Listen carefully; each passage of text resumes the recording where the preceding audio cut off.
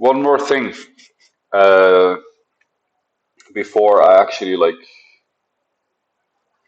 one more thing before we go anywhere today.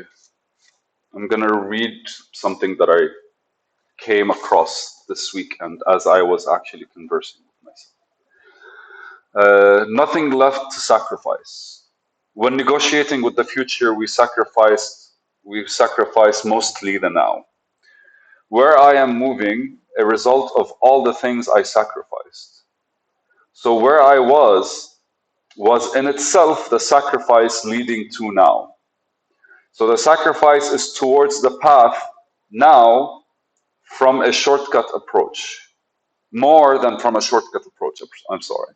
So again, like this is the first draft of a thought that hit my head because I was literally dealing with an anxiety that didn't make sense to me, but it was like bestowed upon me because of the nature of where I was 2.5 years ago.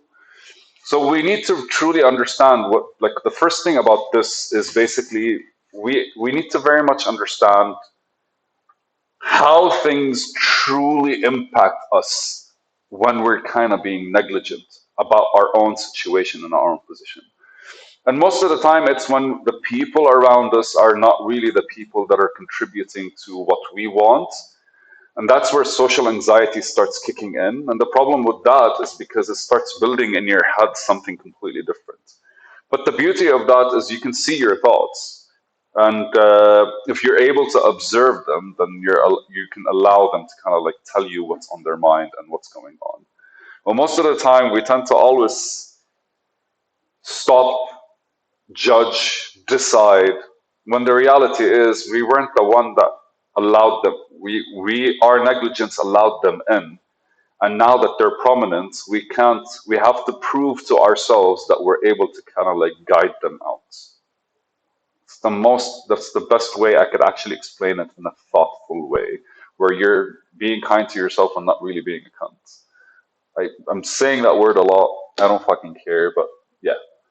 So here, so that the sacrifice is part of oneself, because ultimately, when you sacrifice, and I'm gonna go with the basic like concept of sacrifice, and then we can go back all the way to the biblical sacrifice. What's his name?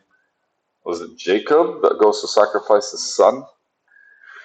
Like there's always something that you want that you're sacrificing towards, and where I was, like in Africa, there were ritualistic sacrifices, and it was like not the best stories, man, not the best stories you hear. You say like people don't really get. I don't know. I probably did not really understand the culture over there, and so I was like, that's their culture, let them do it. But the reality is, the more I stuck around there, the more kind of like it encroached on me. And it's not all that, but still, like the ritualistic sacrifices are always done for like selfish necessities and selfish needs. Like they used to like sacrifice people to gain powers in wars and stuff like this. Like it's like a full blown history. But so if you take the nature of sacrifice from that perspective, it's always like a selfish thing. But then I was started looking at what I'm trying to do and started feeling like what exactly am I doing from a sacrificial standpoint? And it felt weak because really like if you only sacrifice if you're rushing an end result because you're kind of like paying for something heavily right now in order to get something, but you have to be strong enough to sustain it.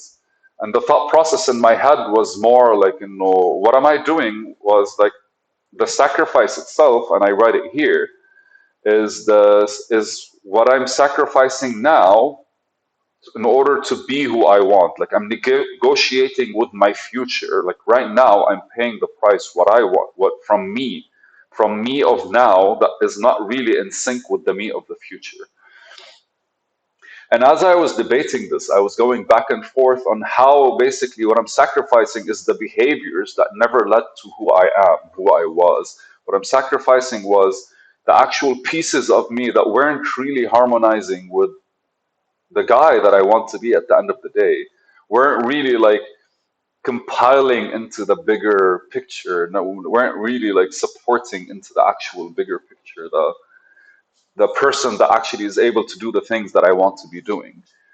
And so the anxiety that I was having was like a fear that I might slip or something like this. But then as I started speaking about the sacrifice and there's nothing left to sacrifice, I realized that ultimately my old life was sacrificed in order for me to kind of like start moving on this road. Because back then my road was not to do what I'm doing right now.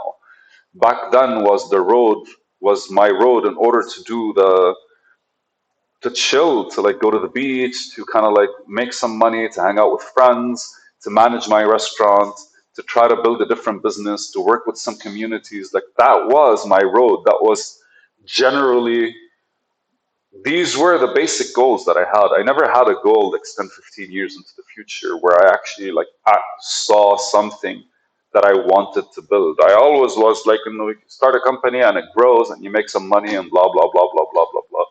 Kind of like a limited short-term view of how big the future can be. Like I couldn't understand it. So like just the whole concept of just me sacrificing that lifestyle that I had was the sacrifice to put me here. So any of the anxieties that I have right now because of that back then kind of don't really make sense unless there's still a part of me that's behaving the same way I did back then. And so I started thinking about it and I started measuring like the ways that I actually, and it was like it was an intense engagement with myself. Because I would look at the day and I would measure what are the things that I'm actually like doing right now that are resembling the things that I'm doing back then. Because these are the things that are adding to the friction. Like they're not really learning and adapting to the new road that I'm taking. They're kind of like still behaving the same way we used to do back then, which was really like kind of like unguided behavior. And it was super random. It was beautiful. Like I remember over the 10 years that I spent over there, like a year to 2 years to 3 years, I just like spent barefoot. Like I wouldn't wear slippers, I wouldn't wear shoes between beaches and like the area around my house. And for 3.5 years, like my restaurant was at the actual beach, like literally there. So like I barely wore any shoes on that side. It was like super fun. But that's a big transition from where I was to where I am right now.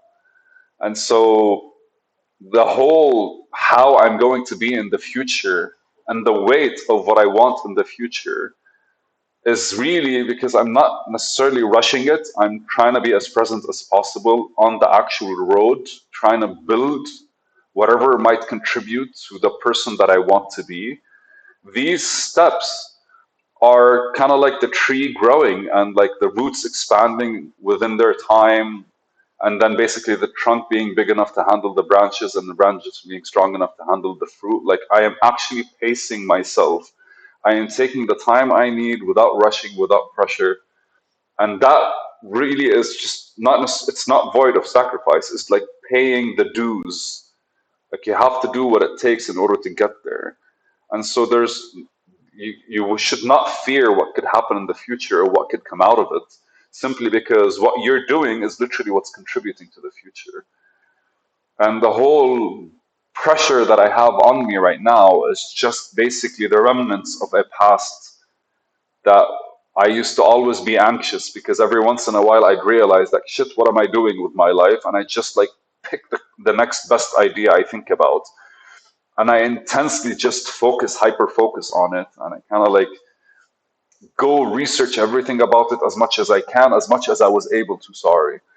I would find the people that can do it and I would ask enough questions for me to feel satisfied. And then I would go and I would actually just like push for it and start with it. And I'd find the money and I'll find the people and I'll find everything. And then it feels like that was a lot of energy that was like exploding all at once and it can't be sustained. So every single time that happened, even though I tried different ways to make my ideas work, every once in a while you actually get to a point where you kind of like feel, okay, this is dying out, or we need to change what we're doing. And I think that's where the sacrifice that I had to make needed to happen, but I never did it because I wanted them to work while I stayed the same. And that is never the case because you literally that's where you actually like look at yourself and you go like my everyday thing that I'm doing, when it changes, that means I'm sacrificing something about myself in order for this to work. And not one of them was big enough for me to want to make this change, maybe. Or maybe I was too stubborn, I couldn't get it. Or maybe I just couldn't see past my own ignorance. But it really, like yesterday, I was like walking while I was having this discussion. I stood up and I was like, I started recording, and my entire back kind of like straightened out as I was opening up and as I was discussing this with myself. Because the emotional synchronicity with my thoughts was almost never there. Reasonably, I could always like have a certain reason and have a certain logic behind where I'm going. But emotionally, I was always kind of like there's always the hesitation, there's the insecurities, there's all these things that kind of come up, and especially when something's doing is going great, when something's going good, when something's moving in a positive way, the first thing you get is the past bit of yourself going like but that never worked or that doesn't work, when we tend to forget the present us is actually doing things completely differently than before. So I just like was happy that I actually was able to like finalize the concept of sacrifice between me and what I want for the future and what it truly meant when it came to negotiations. I think all of that happened because of a whole lot of frustrations that have been piling up over the past like couple of years, and these frustrations are literally because I'm trying everything that's new. I love you guys, really. This has been such a thing, man. I hope someday I know someday I'll be looking at these videos and I'll be laughing, but like at the very least, like I know like I'm going to be hiring somebody at some point to like edit them and remove the good parts. All right, babies. Bye. Thank you.